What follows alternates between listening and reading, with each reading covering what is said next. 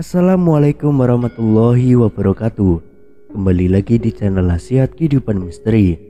Pada video kali ini saya akan membahas tentang pendekar paling sakti di Nusantara.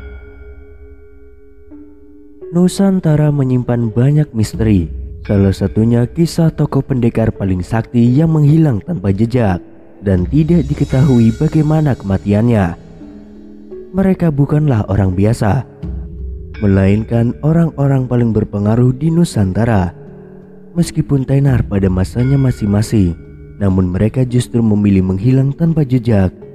Konsep menghilang tanpa jejak ini disebut sebagai moksa dalam ajaran Hindu dan Buddha. Seperti yang kita ketahui, Nusantara terkenal dengan pendekar-pendekar sakti mandraguna, terutama di Pulau Jawa. Di antara banyaknya pendekar-pendekar di Nusantara, ada 5 pendekar yang sakti mandraguna. Yang pertama ada Gajah Mada. Gajah Mada merupakan panglima perang dan tokoh yang sangat berpengaruh pada zaman kerajaan Majapahit. Menurut berbagai sumber mitologi, kitab, dan prasasti di zaman Jawa kuno, Gajah Mada memulai perjalanan hidupnya mulai tahun 1313 dan semakin menanjak setelah peristiwa pemberontakan R.A. Kuti pada masa pemerintahan Raja Srijaya Negara. Pada masa pemerintahan Raja Srijaya Negara, Gajah Mada diangkat sebagai patih kerajaan Majapahit. Setelah pemerintahan Raja Srijaya Negara, Gajah Mada diangkat menjadi Mahapati oleh Ratu Tribuana Wijayatunggadewi dan kemudian sebagai Amangkubumi atau Perdana Menteri yang mengantarkan kerajaan Majapahit ke puncak kejayaannya. Gajah Mada terkenal dengan sumpahnya, yaitu Sumpah Palapa yang tercatat di dalam Pararaton.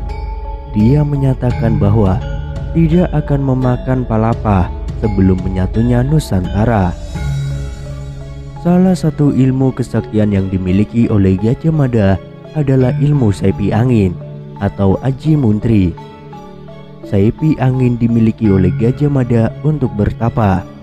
Dia biasanya bertapa di bawah atau di balik air terjun atau di bagian atas yang masih ada ceruknya.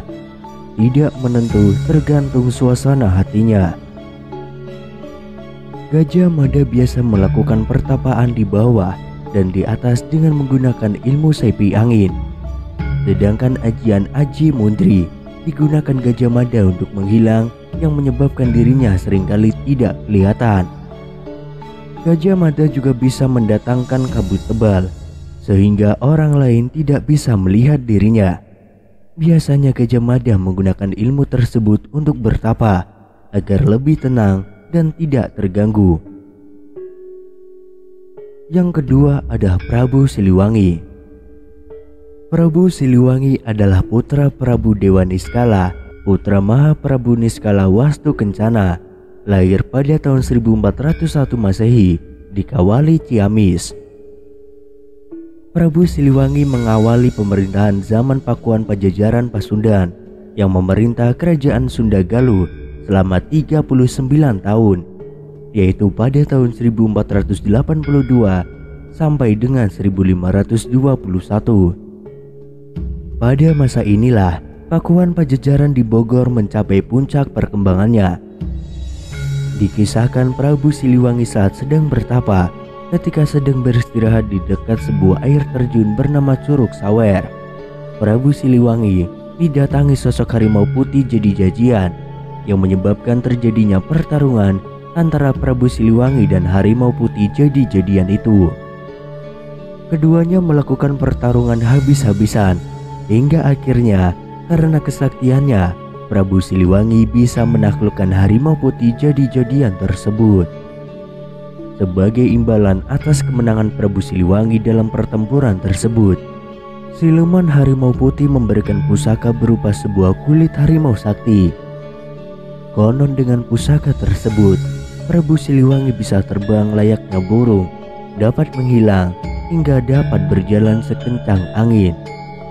Selain itu, pusaka tersebut memberikan kekuatan kepada Prabu Siliwangi untuk memerintahkan bala tentara gaib. Yang ketiga ada Prabu Brawijaya V.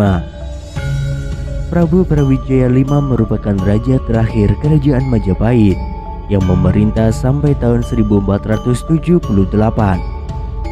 Prabu Brawijaya V merupakan tokoh yang terkenal dan sangat legendaris. Prabu Brawijaya V disebut-sebut atau dianggap sama dengan Bre Kertabumi, yaitu nama yang ditemukan dalam penutupan naskah para raton.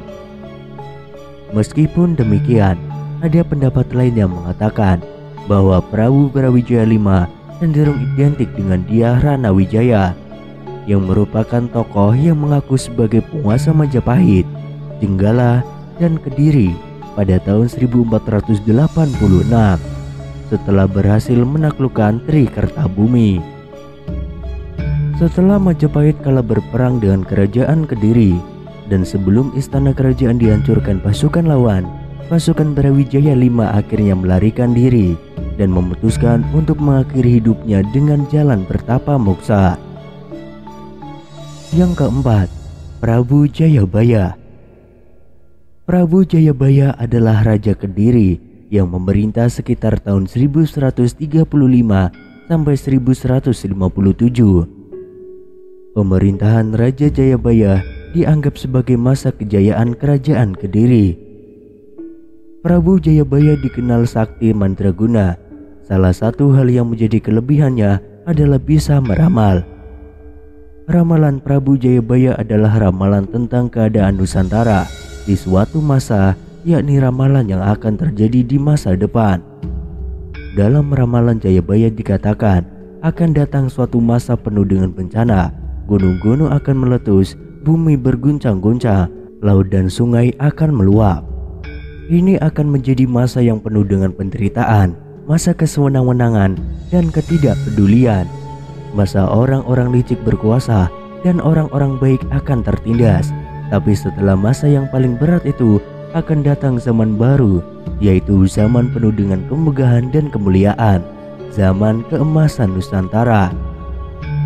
Yang terakhir, Semar atau Sabdopalon. Ki Semar Badranaya atau Semar dengan julukan Sabdopalon Noyoginggong merupakan salah satu tokoh Punokawan dalam tokoh pewayangan di Jawa dan Sunda. Ki Semar atau Sabdopalon diyakini juga raganya menghilang secara moksa setelah dirinya merasa kecewa berat karena Prabu Brawijaya V memutuskan untuk menjadi seorang mualaf. Kedekatan Semar dengan Prabu Brawijaya V dikisahkan dalam kitab Jayabaya. Konon, Ki Semar sering dijadikan penasihat raja-raja yang berkuasa di tanah Jawa.